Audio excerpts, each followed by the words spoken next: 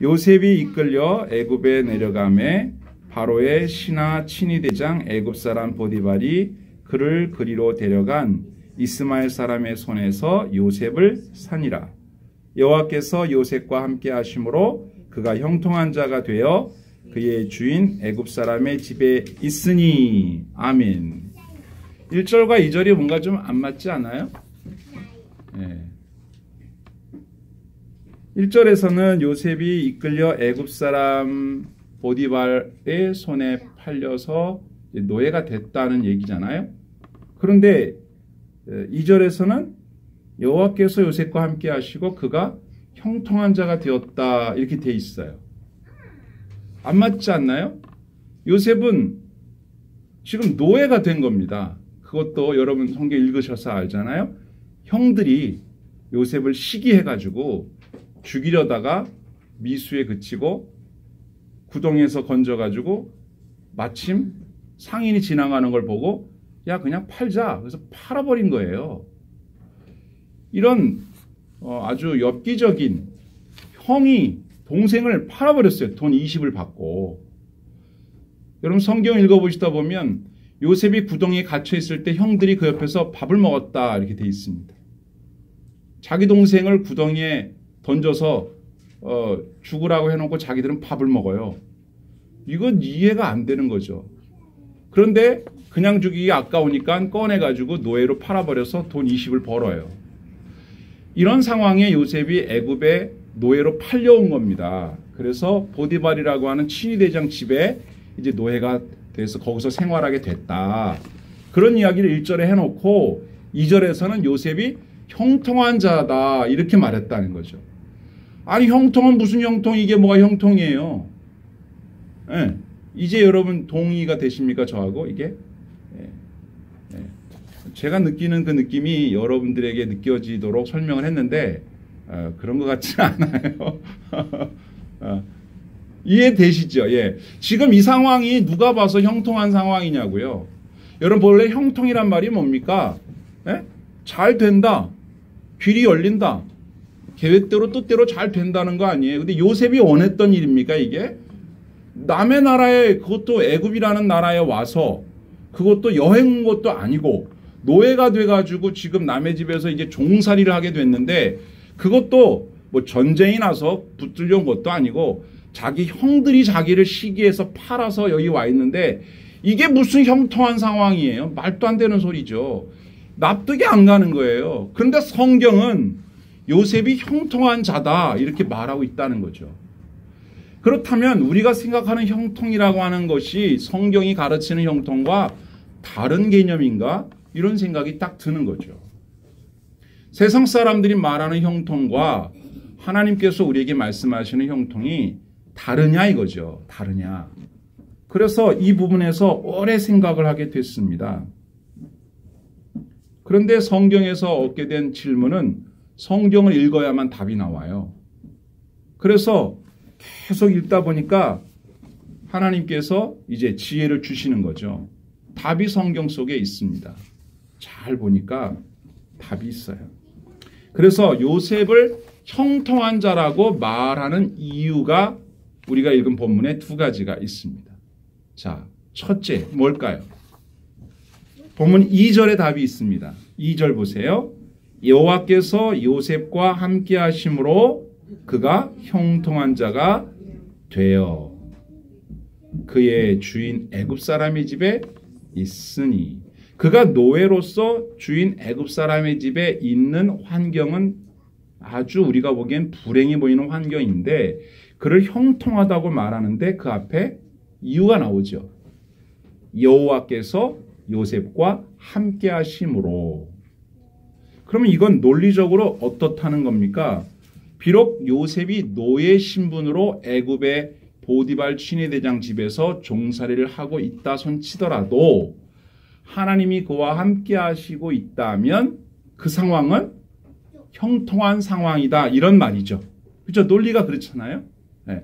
그러니까 나의 형편과 현재의 신분이 어떠하든 지금 상황이 어떠하든 그게 중요한 게 아니라 하나님이 나와 함께 하시느냐 함께 하시지 않느냐가 내가 형통한 사람이냐 불통한 사람이냐를 결정짓는다는 것입니다. 그렇죠. 그렇다면 반대도 있을 수 있잖아요. 반대. 불통한 사람이란 내가 지금 뜻하는 대로 일이 쭉쭉쭉 잘 풀리고 있고 계획한 대로 일이 잘 되고 있어요. 그리고 내 신분도 과거보다 많이 높은 신분을 얻었고 사람들도 나를 우러러 본다고 한다 하더라도 그는 불통한 자가 될 수가 있죠. 이 논리라면. 하나님이 그와 함께하는 사람이 아니라면 세상 사람들은 그를 형통하다고 할지 몰라도 성경은 그를 형통하다고 보지 않는다는 거죠. 그러니까 서두에 말씀드린 대로 성경이 말하는 형통과 세상 사람들이 말하는 형통이 다르다는 결론이 내려지는 거예요. 자, 그럼 제가 서두에 여러분들에게 1년을 돌아보니까, 일생을 돌아보니까, 현재를 돌아보니까 여러분들의 몇 점 정도 받을 수 있겠느냐고 물었잖아요. 그럼 여러분들은 서두에 제가 물었을 때 어떤 기준에서 점수를 매긴 거예요? 일반적인 세상 사람들의 기준에서 매겼는지도 모르죠. 물론 벌써 알고 그렇게 하신 분도 있겠지만. 그런데 이제 다시 보셔야 돼. 여러분들의 지나온 일생을 쭉 돌아볼 때 주님과 함께 걸어왔던, 주님과 함께 동행했던 신앙적 기준에서 보셔야 돼요. 현재의 모습도 그래요. 지금 내 모습이 다른 친구들과 비교할 때, 다른 이웃들과 비교할 때 그들이 보기에는 내가 불통한 자 같이 보일지 몰라도 지금 내가 하나님과 동행하고 있는 신자로서 하나님 앞에서 살고 있다고 한다면 우리는 불통한 사람이 아니라 요셉처럼 형통한 자로서 지금 애굽 보디발 친위대장 집에 있는 거잖아요. 그렇죠? 이게 중요한 거예요. 성경이 뭐라고 말하느냐가 중요해요. 여러분, 우리가 마음에 먹은 대로 일이 되면 좋지요. 그런데 우리가 마음 먹은 대로 일이 안 됐다고 해서 그게 불행한 일은 아니라는 거예요. 성경은요. 중요한 건 뭐예요? 하나님의 뜻이 이루어지는 게 중요해요.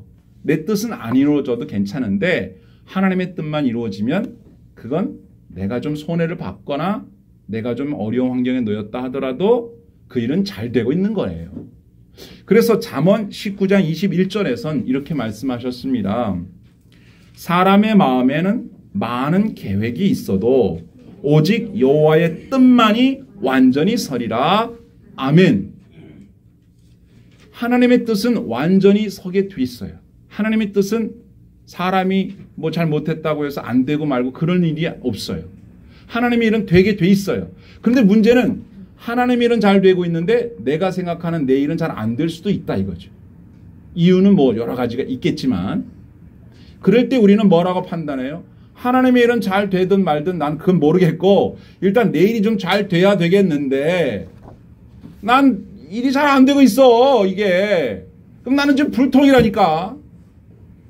하나님의 일에 대한 관심과 하나님의 일에 대한 성취에 대한 부분보다는 내 일에 관심이 많아지면 또 그 일이 잘 되면 교만해지겠지만 잘 안 됐을 때는 엄청 낙심하겠죠. 이게 많이 달라요. 우리의 삶에 함께 하시는 하나님의 뜻이 이루어지는 것을 보는 것이 이게 신앙인데 믿음이 좋다라고 하는 사람들마저도 세상 사람들의 기준에 의해서 자신의 인생과 가족과 이웃의 삶을 평가하기가 쉽다 그 말이에요. 믿음으로 잘 자라고 있는 그런 사람들을 볼 때 훌륭하다 이렇게 칭찬해주고 격려해줘야 되는데 야 뭐 교회 가면 밥이 나오냐 떡이 나오냐 뭐 기도하면 뭐 되냐 임마 이래가지고 자꾸만 신앙적인 발전과 신앙적인 성장에 대한 것은 평가절하하고 사회적이고 일반적인 세상적인 어떠한 성취에 대해서만 높게 평가를 하게 되는 경우가 믿음이 있다는 사람들에게서도 나타나지 않느냐는 거죠. 그건 성경과 다르잖아요. 비록 부모의 생각만큼 우리 자녀들이 자라주지 않을 수 있고요. 내 생각만큼 내 일이나 우리 가족들의 일이나 다른 사람의 일이 잘 안 될 수는 있어요. 그런데 중요한 것은 하나님께서 일하고 계신다. 하나님께서 역사하고 계신다라고 하는 믿음의 눈으로 바라볼 때 좀 더 인내하고 좀 더 기다려줄 수도 있고 좀 더 신앙적인 눈으로 새롭게 바라볼 수 있는 거잖아요. 그런데 우리도 자꾸만 세상 사람들처럼 그렇게 그런 기준으로 삶을 본다 이 말이죠. 바울이라고 하는 분은 우리들이 너무나 잘 알고 우리가 뭐 비교할 만한 상대가 안 될 만큼 너무 훌륭하니까 뭐 이렇게 말씀을 인용을 해도 그건 바울이나 그렇지 나는 몰라 이러기가 쉬워요.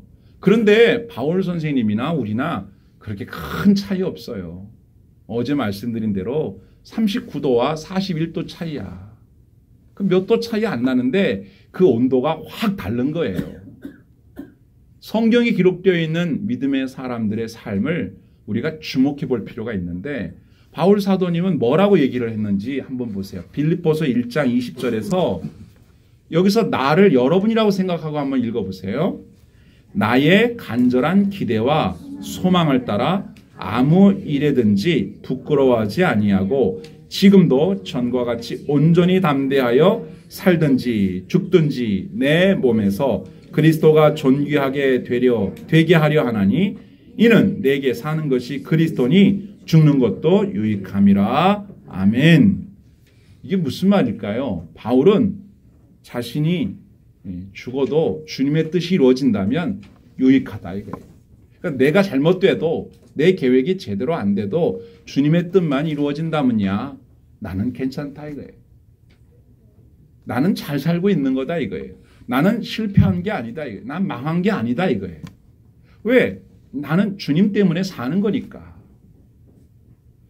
바울 사도의 인생을 두고 우리 신앙인들은 성공한 인생이라고 말하지만 세상적인 관점에서 보면 바울은 결혼도 안 했어요.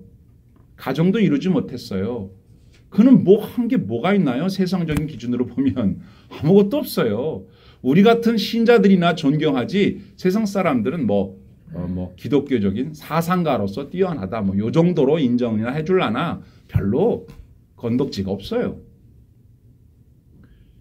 우리가 신자라고 하는 것과 세상 사람들이 불신자라고 하는 것의 차이가 바로 여기에서 나타나는 거예요.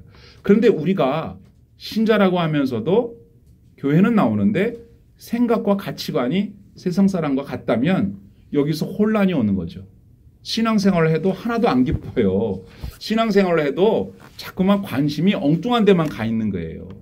그래서 우리 같은 사람들은 신앙생활을 올바르게 하려고 애를 쓰는 건데 세상 사람들은 우리 말고 조금 빗나간 기독교인들을 향해서 욕을 하는 거죠. 안티 기독교인들이 말하지 않습니까? 기복주의 신앙인들이라고 하고 또 제가 굳이 설교 시간에 말하고 싶진 않은데 그렇게 막 기독교인들을 비하하여 말하잖아요. 그 말의 뜻은 뭐냐면 아니 교회 다니는 여러분이나 교회 안 다니는 나나 세상에서 부귀영화 바라는 거는 똑같고 또 성공주의 번영주의로 나가는 거는 다르지 않지 않느냐. 그러면서 종교니 신앙이니 그런 얘기를 하느냐 이렇게 이제 나쁘게 말하는 거죠. 바울처럼 저와 여러분도 그렇게 할 수만 있다면 주님의 뜻을 이루는 일에 내가 쓰임을 받을 수 있다면 나는 죽어도 괜찮아. 이 정도까지 믿음을 갖는다면 이게 순교자의 신앙 아니겠습니까? 그 정도 마음으로 산다면 그 사람을 주님은 어떻게 보시겠어요? 온 세상 만물을 다스리시는 하나님이 그렇게 보시는 사람이라면 어떻겠습니까? 오늘 본문에 나오는 요셉이 나중에 총리가 되잖아요. 애굽에. 세상적으로 봐도 요셉은 출세한 거예요. 절대 모자랄 게 없어요. 그런데 요셉이 이런 과정을 거쳤다라고 하는 점을 간과하면 안 돼요. 갑자기 총리가 된 게 아니거든요. 우리들이 하나님께서 어떤 경우를 형통이라고 말씀하시는지를 잘 생각해 봐야 됩니다. 우리가 만약에 인생을 돌아보고 이런 관점에서 다시 내 인생을 돌아보면 내가 세상적으로 볼 때는 솔직히 내놓을 거 없지만 신앙적으로 볼 때는 이만큼 믿음 생활 해온 거 보면 그래도 나름 잘했다. 이만큼 내가 믿음 생활 순수하게 잘했다. 이렇게 여겨진다면 주님께서는 여러분들을 더 높게 평가하실 거예요. 여러분 자신을 세상적인 기준에다 자꾸 맞추려고 하시면은 우리가 그 사람들만큼 악하지가 않기 때문에 못 따라가요. 우리가 만약에 그들과 똑같이 경쟁하려고 했다면 이렇게 안 살았죠. 솔직히. 그렇잖아요? 하나님 말씀대로 살려다 보니까 양보하고 손해보다가 이렇게 된 점도 있거든요. 우리는 하나님이 우리의 인생길을 열어주셔야 산다고 믿는 사람들이기 때문에 그렇게 살아왔다고요. 주님은 그 점을 높게 평가하고 계신다는 점을 여러분들이 기억하셔야 돼요. 그래서 전도서 7장에 보면 하나님께서 우리의 인생길을 이렇게 좌우하고 계신다고 하는 점을 이렇게 표현을 했는데 보시려면 하나님께서 행하시는 일을 보라. 하나님께서 굽게 하신 것을 누가 능히 곧게 하겠느냐? 형통한 날에는 기뻐하고 곤고한 날에는 되돌아보아라. 이 두 가지를 하나님이 병행하게 하사 사람이 그의 장래일을 능히 헤아려 알지 못하게 하셨느니라. 아멘. 남들이 보기에는 잘 나가는 사람인 것 같아도 또 그 사람의 인생의 길에 하나님 앞에서 부끄러운 일이 있었다고 한다면 그 사람은 자신의 인생을 되돌아보면서 회개해야 합니다. 그러나 내가 주님의 은혜로 앞서 말씀드린 대로 형통한 자로 살아왔다면 기뻐해도 되는 거예요. 여러분 기뻐하셔도 됩니다. 하나님께서 여러분들을 훌륭하게 보신다고요. 잘했다. 여러분 인정해 주셔도 돼요. 이제부터 다시 주님과 동행하며 주님을 신뢰하면서 그분의 뜻에 복종하면서 감사하면서 살겠다고 다짐하시면 된다고요. 하나님과 함께 동행하는 사람, 그 사람을 성경은 형통한 자라고 합니다. 이 점을 꼭 기억하시기를 바라요. 주님은 저와 여러분들의 삶에 직접 개입하고 계십니다. 그래서 마치 우리의 인생은 커다란 퍼즐의 조각과 같아요. 나 혼자만도 안 되고요. 여러 퍼즐들이 조각들이 맞춰져서 커다란 그림을 하나 만드는 거거든요. 그 중에 한 부분이 우리의 인생이에요. 우리 것만 따로 딱 빼서 보면 이걸 뭐 어디다 써 그러겠죠. 그런데 커다란 그림 속에 이 한 조각이 없으면 그림이 완성이 안 돼요. 하나님이 하고자 하시는 그 일에 내가 한 조각이라고요. 나만 놓고 보면 별거 아니지만 여러 조각들을 끼워 맞추다 보면 아름다운 그림이 완성되는데 주님께서 저와 여러분들을 그렇게 보신다고요. 여러분도 그렇게 보시기 바라고요. 이웃을 그렇게 보시고 여러분들의 가족들, 자녀들도 그렇게 바라봐 주시기를 바랍니다. 주님께서 이 2018년 마지막 날 밤에 저희들에게 말씀하시는 거예요. 너희들이 믿음으로 살아왔다면 잘 사는 거야.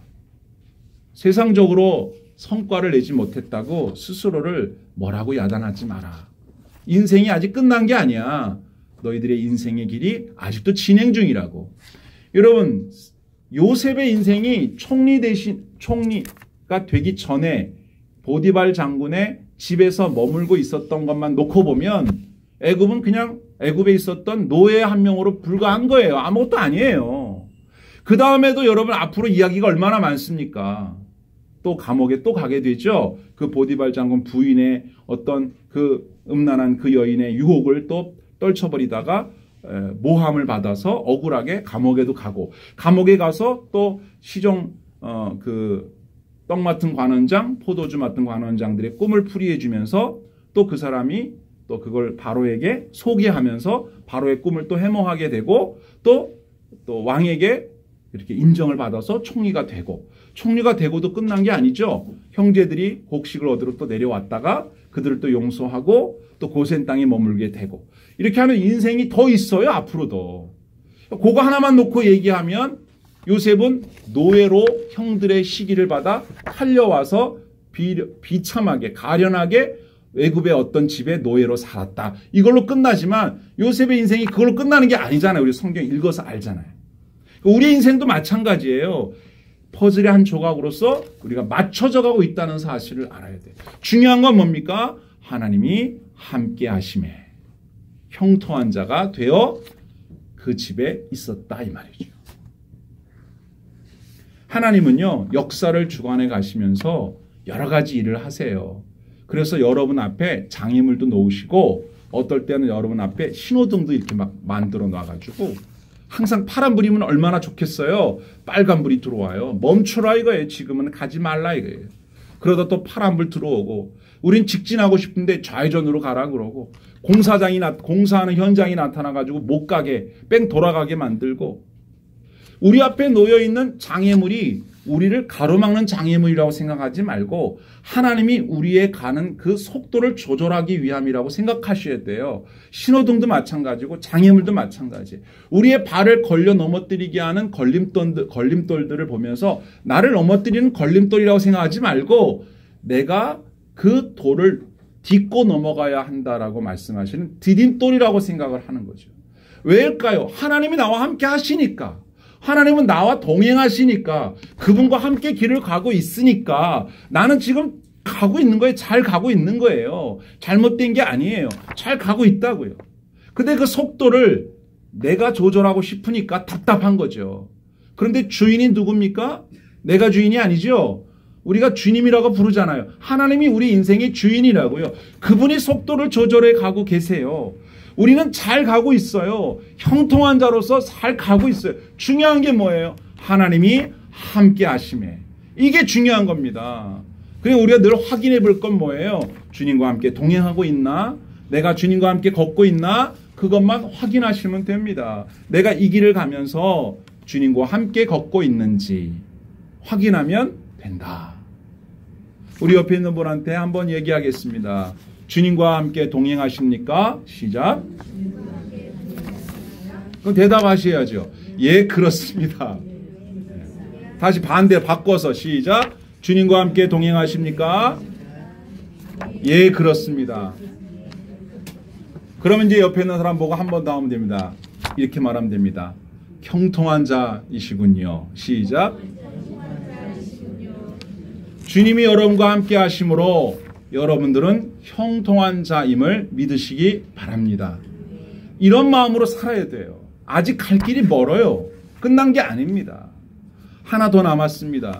형통한 자라고 성경이 요셉을 이렇게 말하는 이유가 있는데 그건 바로 요셉이 하나님의 축복을 유통하는 사람이기 때문이에요. 본문 5절을 보겠습니다. 5절을 보세요. 그가 요셉에게 자기의 집과 그의 모든 소유물을 주관하게 한 때부터 여호와께서 요셉을 위하여 그 애굽 사람의 집에 복을 내리심으로 여호와의 복이 그의 집과 밭에 있는 모든 소유에 미친지라. 아멘.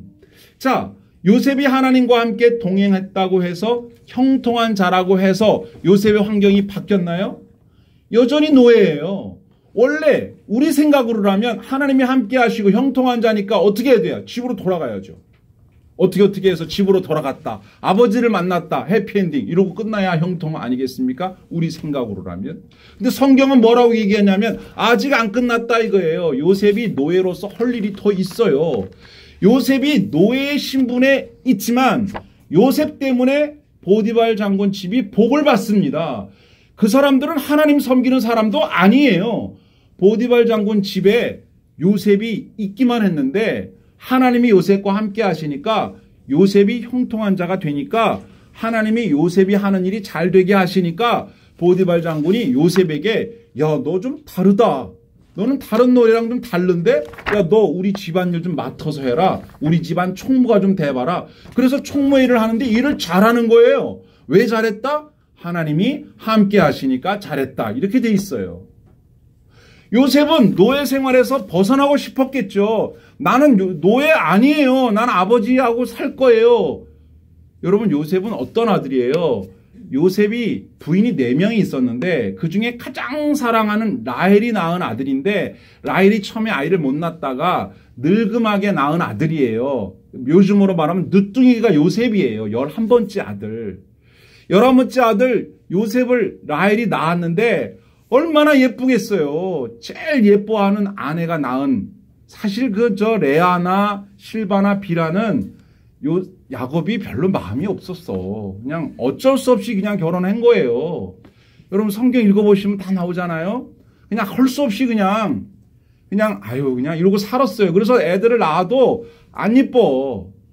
물론 이런 얘기가 우리 어린이들에게 어떻게 들릴지 모르겠는데 그런가 봐요. 그런데 문제는 이 늦지막히 낳은 이 요셉이 얼마나 예뻤는지 색동옷을 입히고 그냥 오냐오냐 예쁘게 길렀는데 이게 더 안타까운 것이 요셉의 동생 베냐민을 낳다가 엄마가 그만 산고를 못 이기고 죽어요. 그러니 야곱이 마음이 얼마나 안타깝겠어요.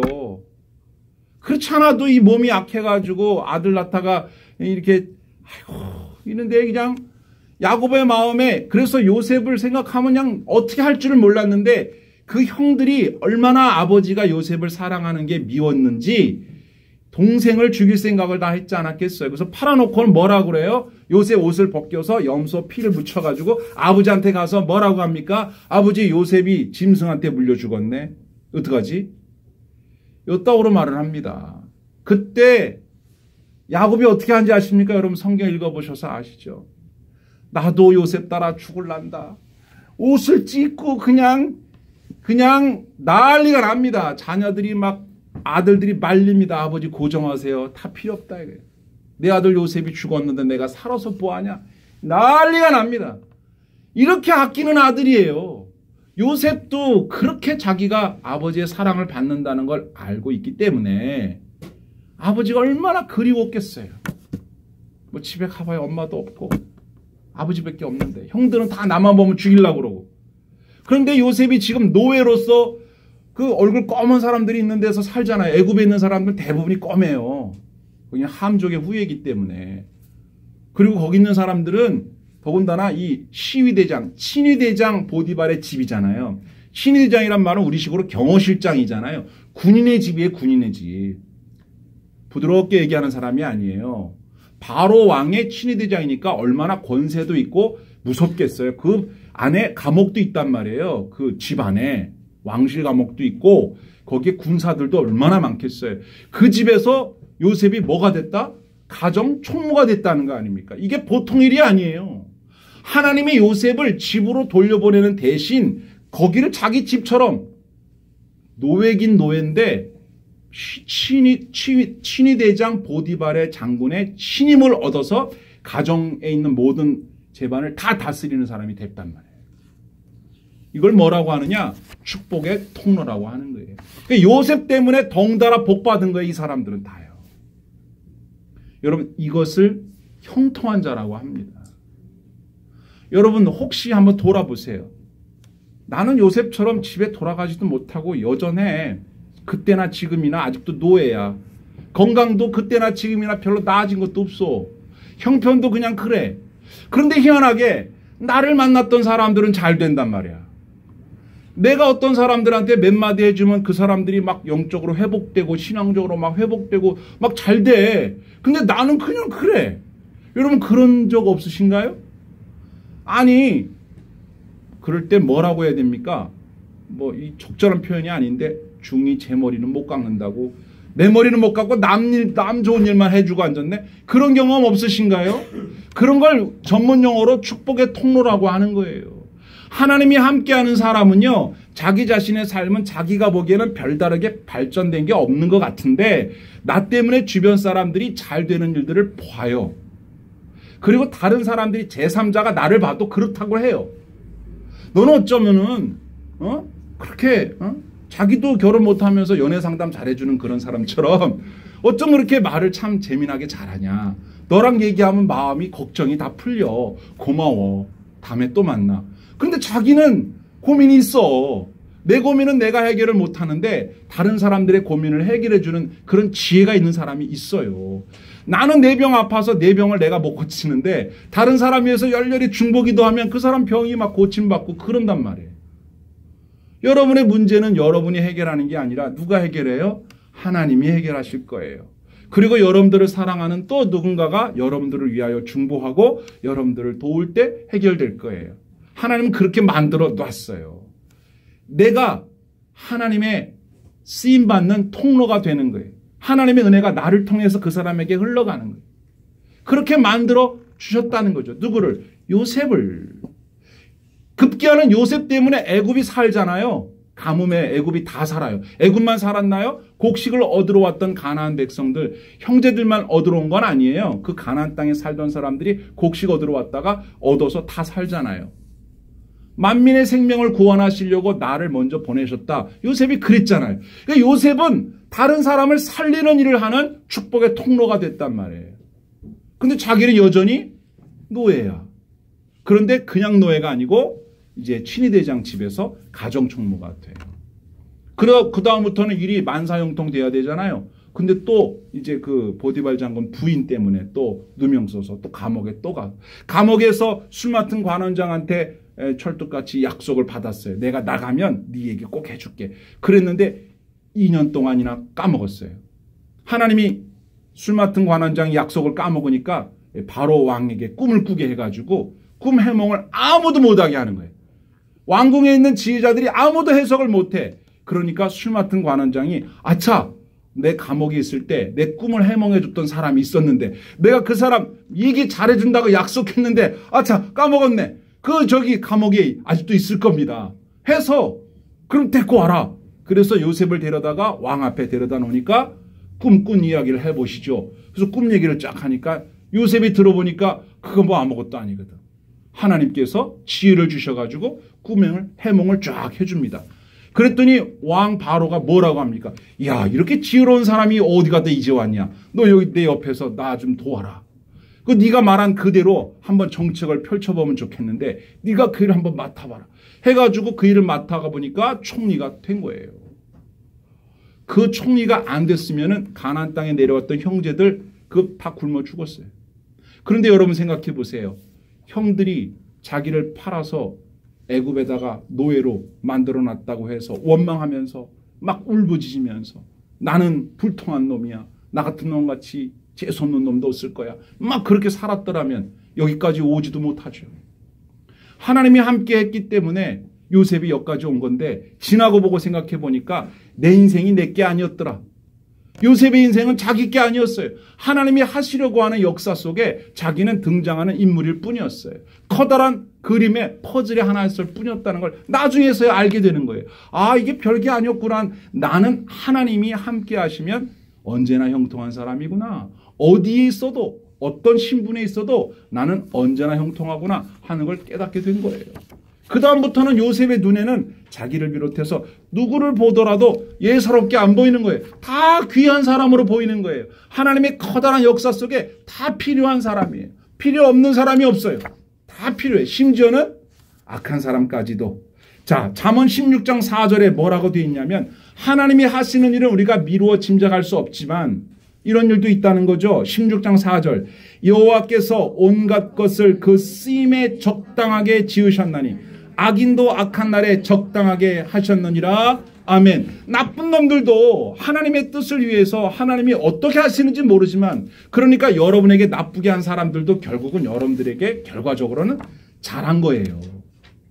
그 사람 때문에 형들 때문에 총리까지 왔잖아. 그 사람들은 자기의 잘못으로 하나님께 벌을 받을 거예요. 잘못했으니까. 그러나 그 사람이 잘못한 것 때문에 내가 합력해서 선을 이루는 사람이 됐다면 나는 그 사람들이 펼쳐놓은 돌멩이에 넘어진 사람이 아니라 그 돌멩이를 밟고 일어선 사람이 된 거니까 얼마나 축복된 겁니까? 그러니까 내 주변에는 다 나만 못살게 구는 괴롭히는 사람만 모여있는 줄 알았더니 아니었던 거예요. 다 나를 도와주는 사람들이고 하나님이 나를 통해서 그 사람들을 축복하려고 내 주변에 다 심어놓은 사람들이라는 것을 알게 되니까 내 주변에 있는 사람들을 바라보는 시선이 이제 달라지는 거죠. 하나같이 다 하나님의 일꾼들이었구만 이렇게 생각이 되는 거죠. 마치 그 공항이나 이런 데서 플래시몹 이런 거 하잖아요. 서로 다 모르는 척 이러고 있다가 누가 신호 모이면 다 모여갖고 막 노래하고 막 이렇게 알고 보면 다 서로 다 아는 사이였던 거예요. 그런 거랑 비슷한 거예요. 하나님이 함께하는 사람에게 있어서는 모르는 사람도 아는 사람이고 힘들게 하는 사람도 도와주는 사람이에요. 왜일까요? 나하고 누가 같이 있어요? 하나님이 함께 있기 때문에 나는 보통 사람이 아닌 거예요. 바로 그걸 보디발도 알아봤던 것이고 그것으로 인하여 요셉은 형통한 사람이라는 인정을 받게 된 것이죠. 3절을 볼까요? 본문 3절에 뭐라고 되어 있나 보세요. 그의 주인이 여호와께서 그와 함께 하심을 보며 또 여호와께서 그의 범사에 형통하게 하심을 보았더라. 요셉이 그 주인에게 은혜를 입어 섬김에 그가 요셉을 가정총무로 삼고 자기의 소유를 다 그의 손에 위탁하니라. 하나님께서 저와 여러분들을 통해서 일하고 계심을 믿으시기 바랍니다. 그게 큰 일인지 작은 일인지는 나중에 평가할 일이지 지금은 몰라요. 그냥 하면 되는 겁니다. 이제 여러분들이 이제 마음속에 이제 결론이 딱 지어질 거예요. 아하, 이게 얘기가 이렇게 돌아가는구나. 저는 이제 이 설교를 준비하면서 그런 광고가 떠올랐어요. 여러분 그 광고 중에 알바 땡땡 이런 거 있잖아요. 알바 땡땡. 뭔지 모르시겠어요?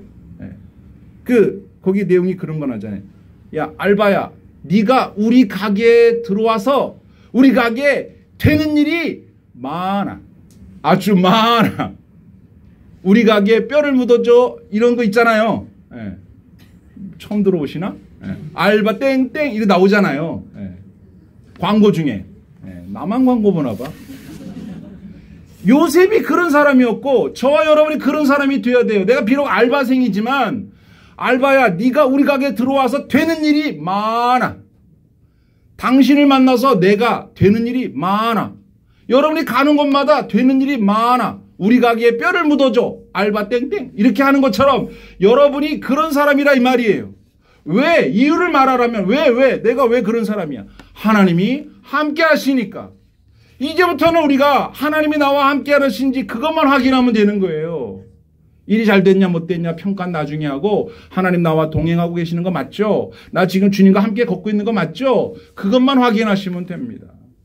그런데 하나님이 우리와 함께 하시는지 동행하시는지 안 하시는지 그걸 어떻게 알 수가 있을까요? 하나님의 말씀에 약속에 나와 있는 이 말씀을 붙잡으면 됩니다.